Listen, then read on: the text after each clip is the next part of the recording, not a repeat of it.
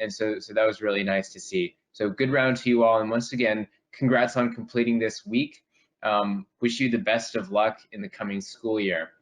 All right, now our final debate today is between Jake and Asa, who are negating the resolution, and Olivia and Karam, who are affirming the resolution.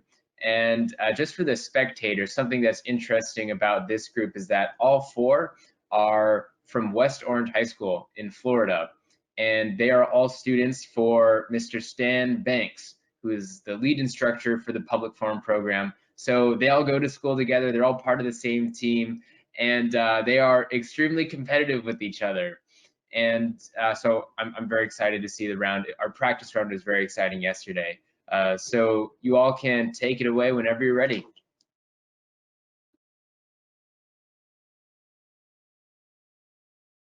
All right, you said we're switching, right? Yeah, just the opposite order of yesterday. Okay.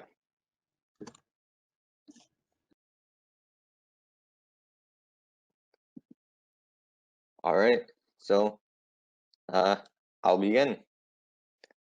Asa and I negate result. The U.S. federal government should enact the Medicare for All Act of 2019. Our sole contention is quality of care. In the status quo, there are many insurance companies that compete with each other, so the reimbursement prices the insurance companies pay the hospitals stay relatively high. However, with Medicare for All, the U.S. government becomes the only provider of insurance. This causes hospitals to not be able to negotiate the prices, so they would be most likely similar to the prices we've seen with other single-payer countries.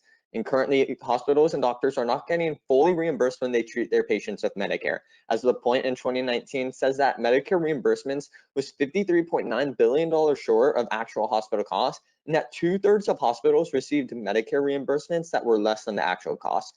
This happening on a nationwide scale would be even more disastrous, and the quality of care diminishes in 2 ways. Subpoint A, Medicare for All stifles innovation. American innovation is destroyed by Medicare for All, as America is currently responsible for a plurality of world medical innovation. Turner in 2012 writes that the US remains the world leader in medical innovation, having produced more than half of the world's new medicines over the last decade. Turner concludes stating that the US remains the undisputed leader in biopharmaceutical research. Our regulations and taxes put the biomedical sector at risk. Once these jobs are lost, it will be extraordinarily difficult to get them back. And Wayne in 2015 writes that the development of a new pharmaceutical can cost between $1.3 billion and $5.9 billion. This money would not exist under Medicare for All, as hospitals get significantly less reimbursements.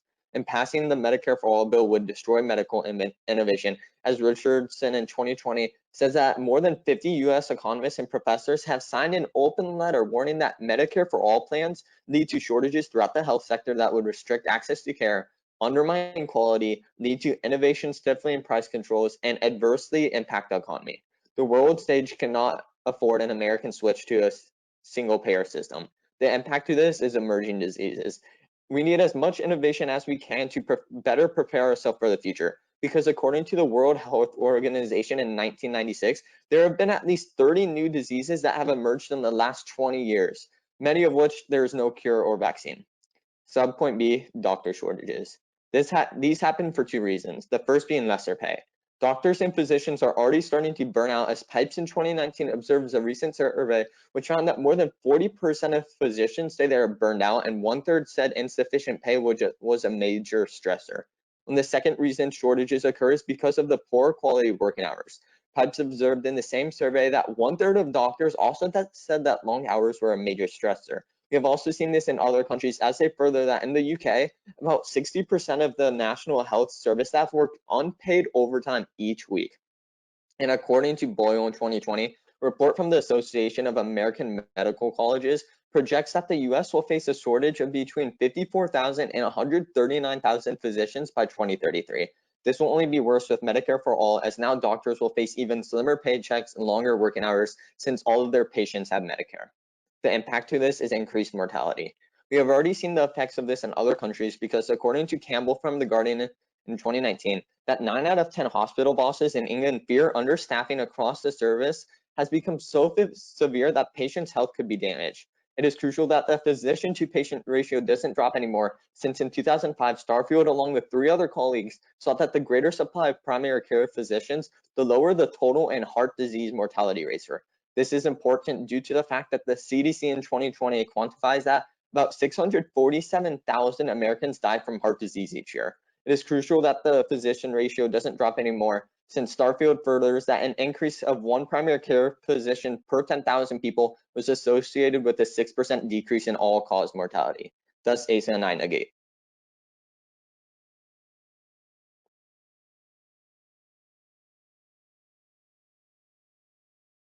Okay. So, is everybody ready? I'm just going to start. Okay.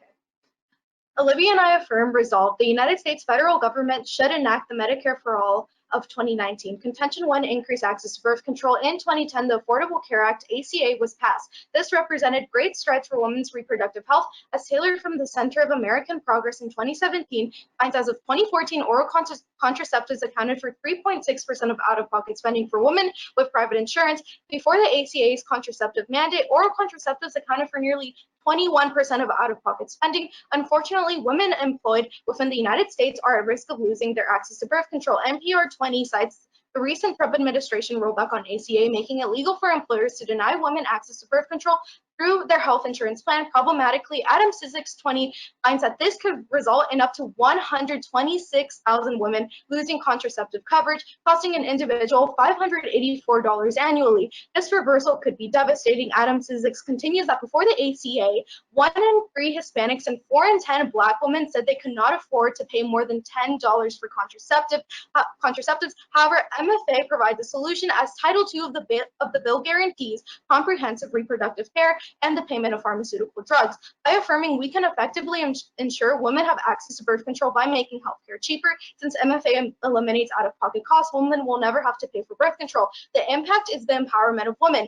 Before access to birth control, women dropout rates were at an all-time high and wages were at an all-time low. However, HALCO 7 finds that unrestricted access to birth control reduced college dropout rates by 35%. Planned Parenthood in 2015 furthers that birth control increased the proportion of women in skilled careers like medicine, dentistry, and law from 1970 to 1990 by 30%. Planned Parenthood furthers that 1/3 of the wage gains women have made since the 1960s are as a result of oral contraceptives. Unfortunately, the negation would reaffirm the idea that the strides women have made throughout the years due to birth control mean absolutely nothing. Contention 2, mental health. According to the CDC, 18 suicide rates increased 33% from 1999 through 2017. The Office on Women's Health in 2018 finds that more than 1 in 5 women in the U.S. experience a mental health condition in the past year. As of right now, many uninsured Americans aren't able to access mental health treatment. McCurdy 13 reported that 45.6 million American adults are suffering from a mental illness, but only 38.2% were able to receive help. 15% of them stated insurance coverage was their main obstacle, while 50% reported the cost alone to be a problem. That's incredibly important, as the National Council in 2019 found that every 6 in 10 Americans were seeking mental health services. Despite the demand for treatment being so high for Americans, cost barriers prevent millions from accessing care. However, under Section 201 of the Medicare for All bill, it lists both mental health treatment services and inpatient care as being part of the benefits. The impact is reduced suicide rates. MFA allows those with disorders to access help they need through direct treatments. The Mental Illness Policy Organization of 2019 reported about 50% of individuals with severe psychiatric disorders as receiving no medication. Furthermore, the Institute of Medicine in 2010 writes that there is a direct correlation between suicide rates and whether someone is medicated or not. In particular, when examining Hungary, the NCBI noted that when the antidepressant prescription rate increased by 62%, the overall suicide rate dropped by 20%.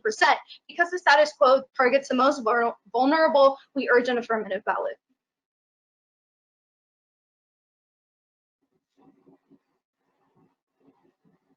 Okay.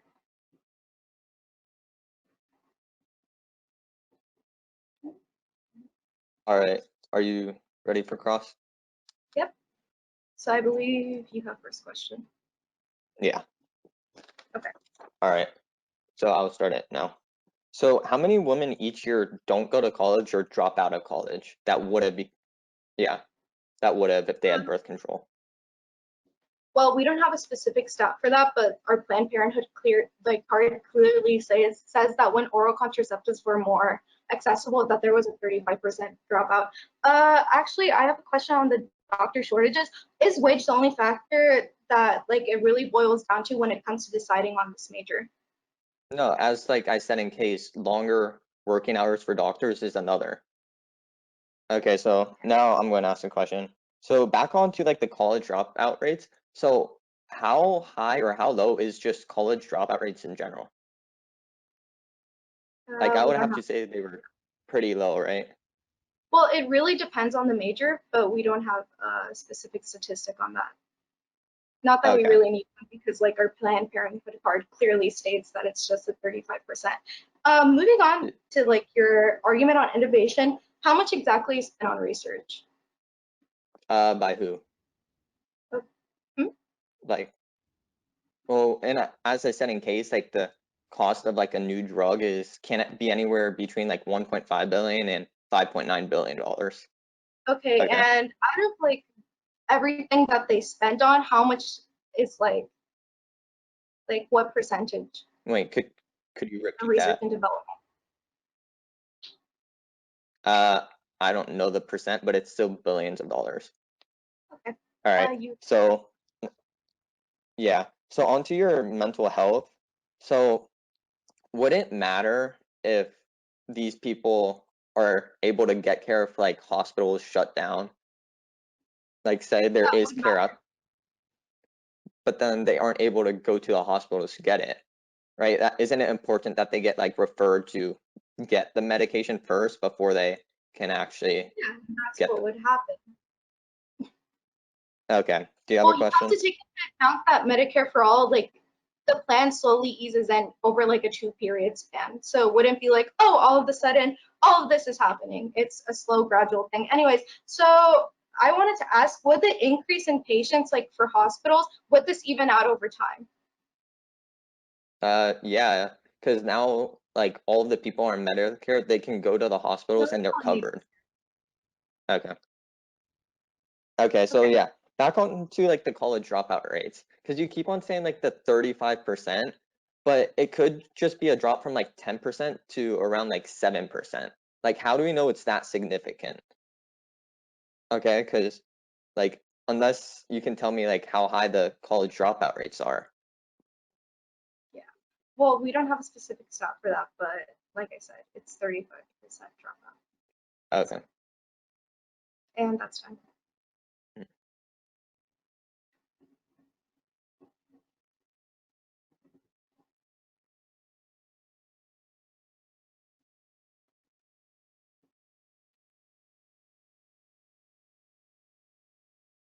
All right, Asa, you taking prep?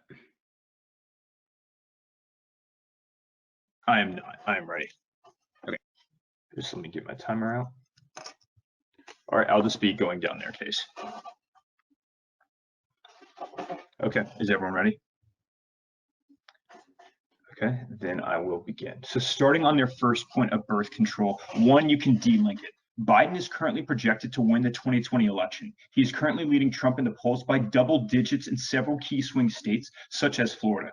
Byte-Coffer in 2020 writes, in poll after poll, Biden now holds double-digit leads nationally in head-to-head contest against Trump, along with robust leads in an ever-expanding map of swing states. These red states are now becoming a mix of red and blue. This impending Trump loss has gone as far as spurring Trump to make an attempt to delay the election, a power the president does not have. Biden has been a vocal advocate for a woman's right to birth control. The status quo currently would solve the problem that the affirmative is so advocately against. Biden pledges to repeal of the Trump administration's Title 10 gag rule, protecting birth control for 4 million people. So what this tells you is that you solve for the problem. In a second turn, the developers of modern-day birth control developed the oral contraceptive through private funding.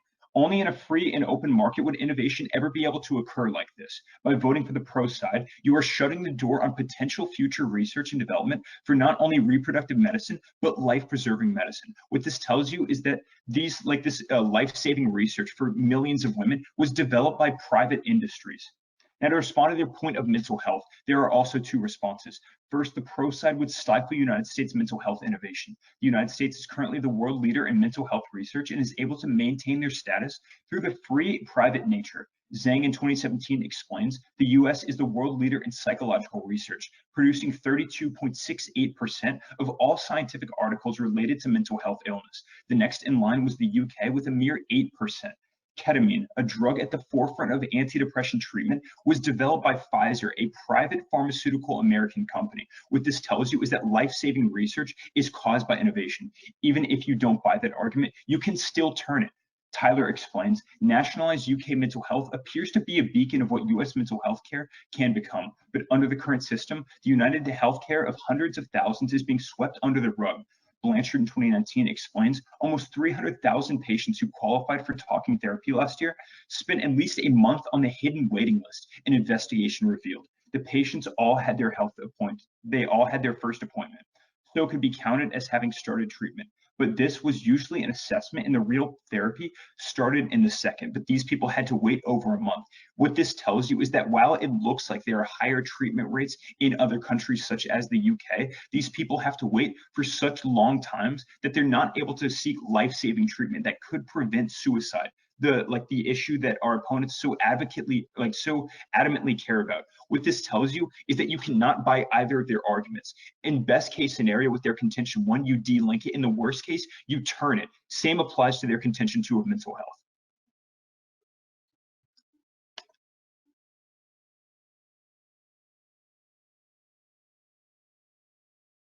I'm just going to take running prep really quickly. Okay, sounds good.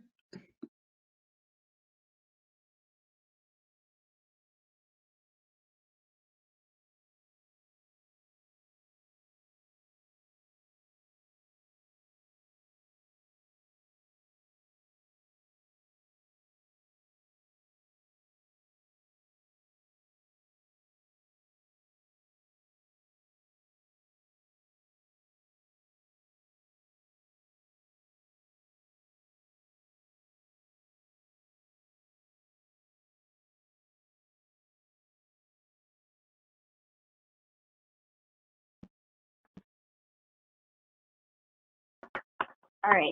Let me just get set up here.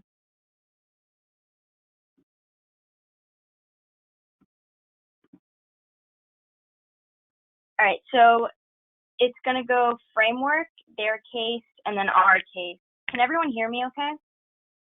Yeah, we can hear you well. All right, sounds good. Okay. So first of all, what you're going to want to prioritize in today's round is reducing sexism, and it's the most important thing to value. Adam Cizik in 20 finds that 126,000 women are at risk of losing birth control, as it is now legal for employers to deny coverage. By denying women access to birth control, we reverse years of progress.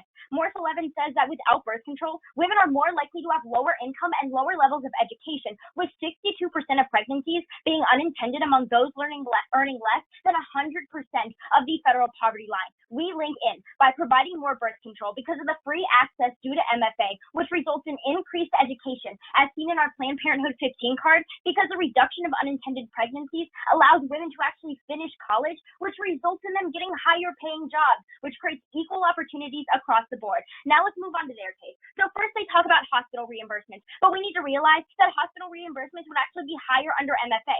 Public Citizen 20 finds that 83% of rural hospital closures occurred in states that rejected Medicaid expansion. This is because Callback 20 finds that as private premiums increase, more people are left with bills that they can't pay for, and they end up leaving hospitals that are skipping out on payments and ending up having to foot the bill for them. However, Medicare for All actually guarantees reimbursement under this bill, so hospitals are going to earn more. Next, move down to their innovation argument, where they tell you that innovation decreases. First, turn this because Big Pharma won't cut research and development because they don't fund it. Young 19 confirms that 81% of major drug company innovation comes from third parties.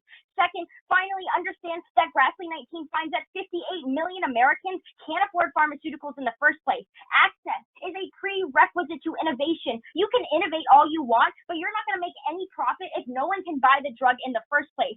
Grassley continues that women are disproportionately more affected by increasing drug prices in the status quo. When you vote neg, you further entrench us in a world where women are denied basic medical treatment. Now, let's move on to their doctor shortages argument. First, turn this. Lower compensation under MFA isn't necessarily the case. Carell of the PNHP furthers that doctors doctors will no longer lose money on charity cases and patient bankruptcies and administrative burdens because the government will be footing the bill. If doctors are incentivized by pay, they'll be even more likely to continue working. Now, let's move on to their wait times argument where they tell you that quality of care is going to decrease and wait times are going to increase. This is empirically false. Quinn 15 found in 2014 when Americans were required to have health insurance, wait times went down to 24 minutes from 31 minutes. The warranting is simple. When you have access to regular care, you get less sick and you don't need to crowd doctors' offices. Now let's move on to their response to our case. They have this whole Biden's going to win argument, but first it's an assumption.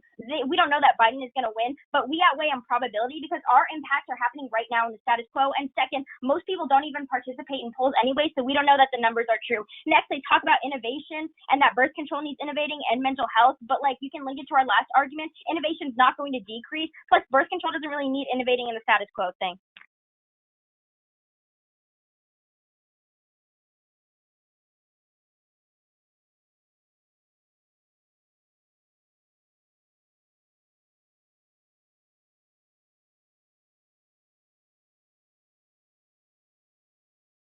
Are you ready for cross? Oh, I didn't hear you. I don't hear you. I forgot to unmute myself. Yes, you can have first question. Okay, cool. Just let me get my timer out. Okay. So starting now, so you said doctors are being paid more, correct, in countries, or doctors being paid more if you switch to Medicare for all, right? Yeah. Could you name a nationalized healthcare system outside the U.S. where doctors are paid more than in the U.S.? Right, so a lot of these countries that you like keep referencing that have nationalized healthcare systems don't have the same economy as the U.S., so the translation there's not the same. But what you're going to see is that doctors in the status quo, when MFA gets passed, are actually going to be paid more money because now they're avoiding administrative burdens, and also like they don't have to deal with patient bankruptcies or charity cases anymore because the government foots the bill. Can I have a question? Yes.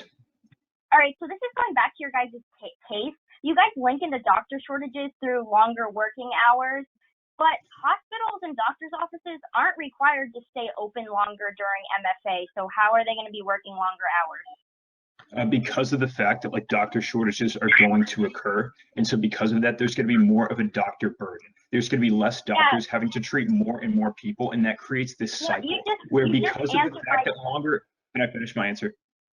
Yeah. Because of the fact that 30% of doctors said that long hours was a contributing factor to burnout. So if that's the case, more people are going to be in more hospitals. So there's going to be more doctors that are quitting as a result of that. That results in less doctors, and then it's more of a burden on those doctors. So this creates this like cyclical problem that will like keep getting worse whenever you enact Medicare for all. Can I have a question? Sure. Okay, with your thing about like a birth control, and you said that like we're making an assumption about Biden winning, right? So aren't you also making an assumption about Trump winning? Like, how can you guarantee that Trump's going to win? Actually, no, it's not. Our argument's not based on an assumption at all. Like, the Supreme Court already ruled that Trump was doing was constitutional, right? So here's the thing. So either Biden wins and he repeals this, but women are still not going to have access to birth control in the meantime if we don't pass MFA, or Trump wins and women still don't have access to birth control. Isn't the resolution going to be enacted in 2 years? So aren't women not going to have access to birth control for 2 whole years? So like, how is that going to exist? That's actually not true. So it's that MFA is going to be transitioned over that 2 years. So it accounts for like when private insurance companies are closing down, right? Like that's what the 2 years accounts for. That people that work in the private industry can actually like find other jobs. It doesn't account for the actual laws that MFA is going to put in place. Okay, so when can we expect universal coverage for birth control for all women? Is it the second that this bill gets passed? Like, what's going to happen to these pharma companies that are providing birth control? Like, what's going to happen to them? They're going to phase out, right? So how can we guarantee universal access to birth control?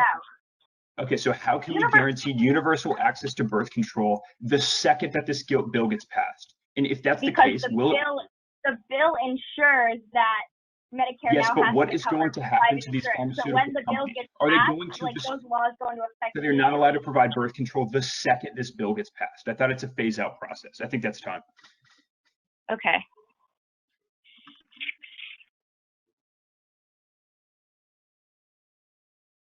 I'm just going to take some prep. Okay. Good.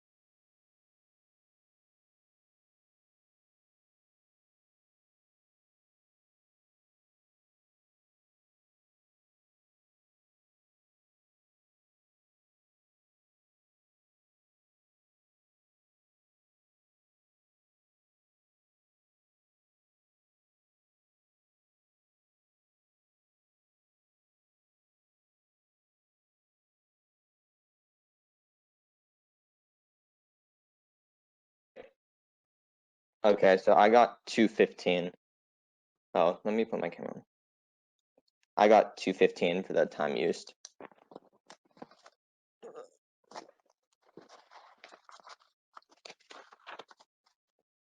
Okay, so I'm just going to address their framework, then go our case, their case, or their case, our case.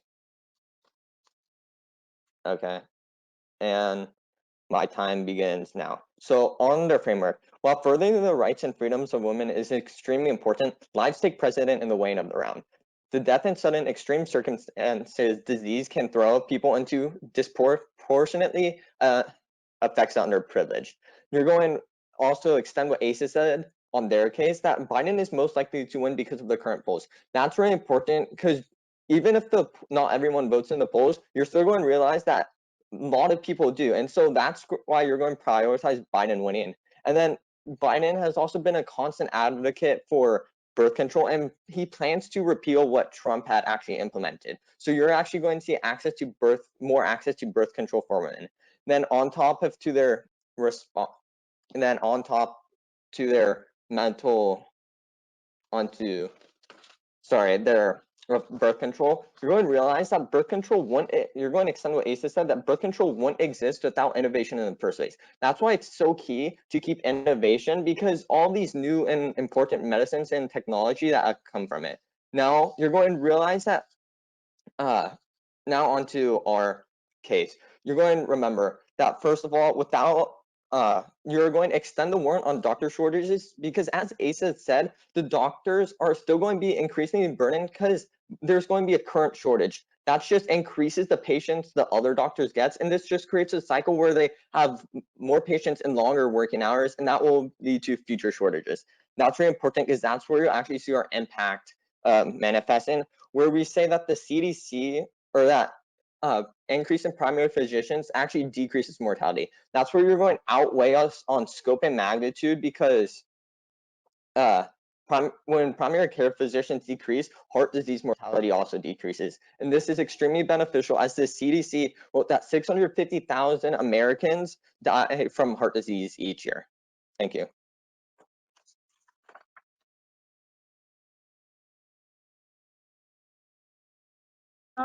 Okay, I'm gonna take running prep. Okay. So start now.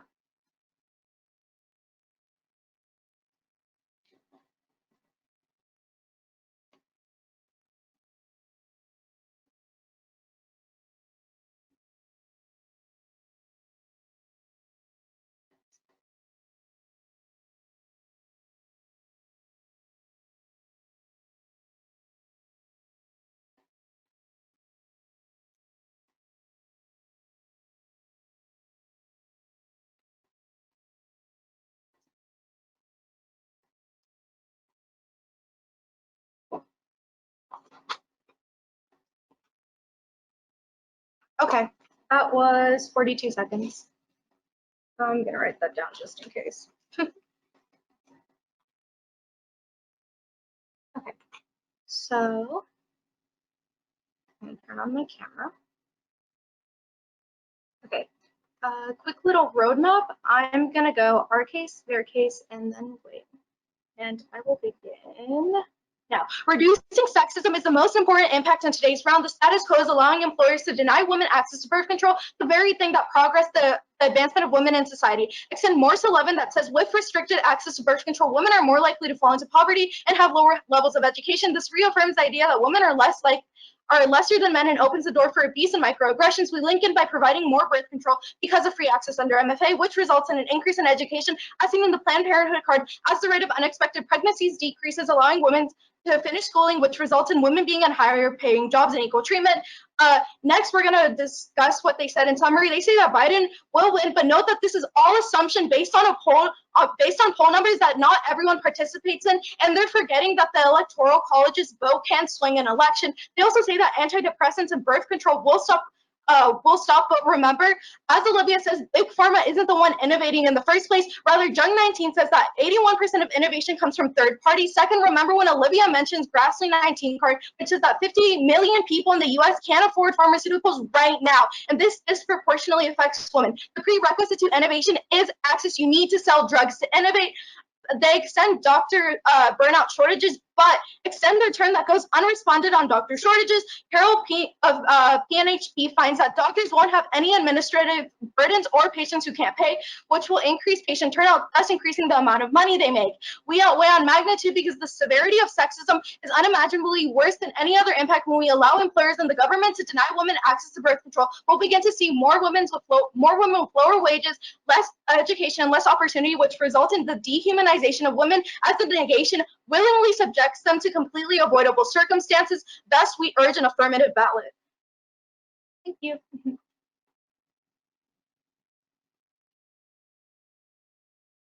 I'll take running prep.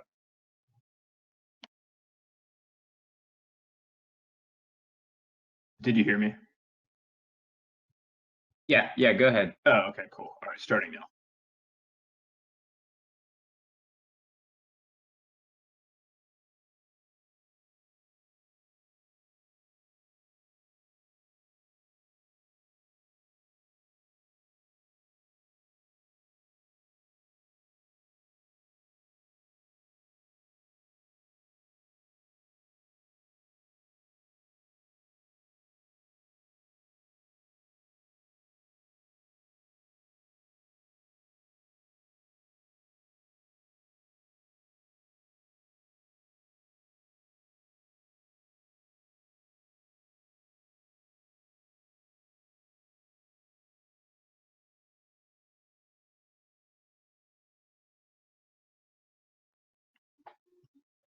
All right, let me get my timer out.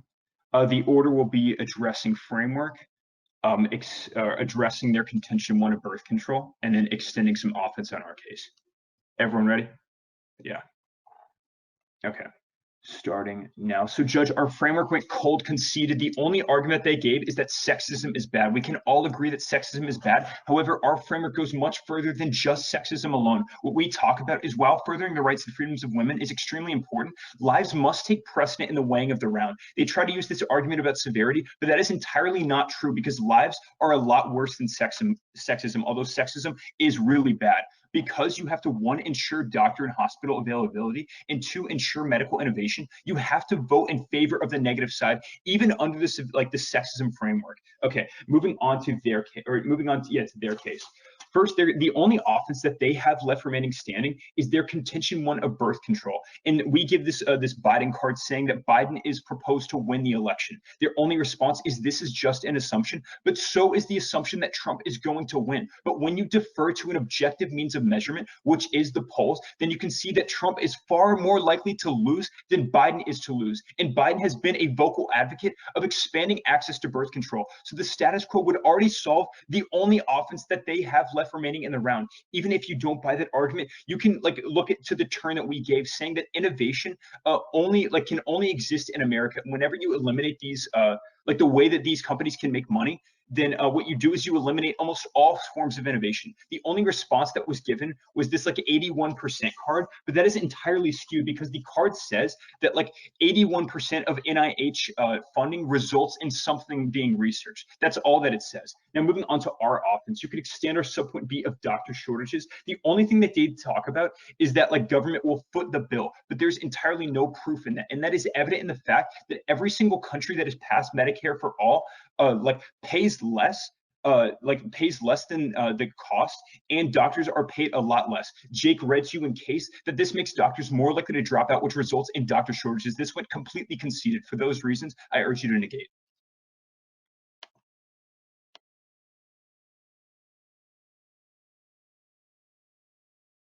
All right, so I'm just going to take running prep.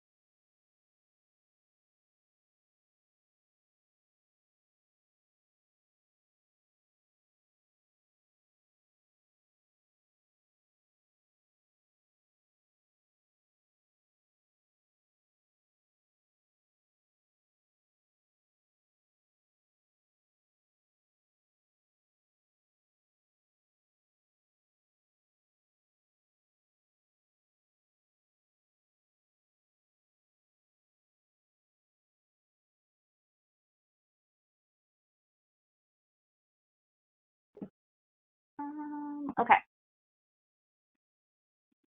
So I'm just gonna go our case, their case, and then weighing.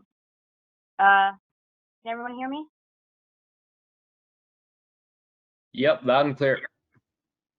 Sounds good. All right. So first of all, extend our framework. Reducing sexism is the most important impact in today's round. Morse 11 finds that without unrestricted access to birth control, women are more likely to live in poverty and receive less education than men. This reaffirms the idea that women are lesser than men and opens the door for abuses and microaggressions nationally. We link in by providing more access to birth control. That is going to happen under MFA. It's not a question of if it's going to happen, it's a question of when it's going to happen. Because of the free access through MFA. This results in increased education, as seen in our Planned Parenthood 15 card, through the reduction of unintended pregnancies. Ultimately, women will be able to access higher paying jobs when they have access to unrestricted birth control. Unfortunately, in the status quo, women's access to birth control is being significantly restricted. We must act now before the severe effects of sexism take place. This won't affect just the 126,000 women we read in case. It'll affect all women nationally as sexism becomes more and more normalized in today's society. Now, Asa comes up here and he tries to tell you that we didn't respond to his framework, but don't let them link into their impact of saving lives, because we've proved this entire round multiple times that doctor shortages don't happen, and they don't respond to this in summary, meaning that they agree. They only respond to this in final focus to the card that we read. They just repeat their card. Doctors are incentivized by pay, which they'll be receiving more of, and if our opponents had read the Medicare for All bill, they would have seen that the Medicare for All bill actually outlines this perfectly. Doctors are going to be receiving more pay, and you can look back to the hospital reimbursement card we read. So ultimately, we outweigh on magnitude because the severity of sexism is worse and inevitable if we continue in the status quo. The negation is willingly subjecting women to impoverished conditions, microaggressions, and less education, which are extremely avoidable circumstances if we pass MFA and provide birth control unrestricted to everyone. Thank you.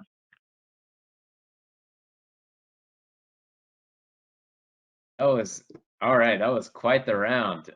It was as a listener and just an audience member, that was very exciting to listen to. Because all four of you seem to be very enthusiastic about receiving disclosure, I'll disclose now.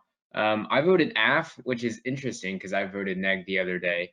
So there are a lot of specific comments for all of you that I'll email you. But in general, I think that the AF does a lot better today than yesterday on the framework. I thought that was much clearer. Just spending time on it in speeches, that is also important.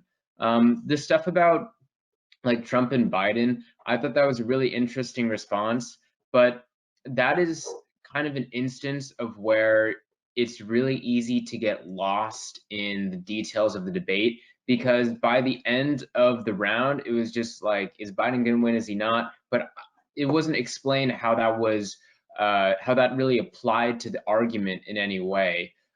Like Asa, you had great evidence in rebuttal about how like Biden is very pro birth control, but I would have liked to hear more of that in Final Focus. And also from the AF team, I would have also liked to hear about how, maybe it doesn't apply. Maybe there are other reasons why.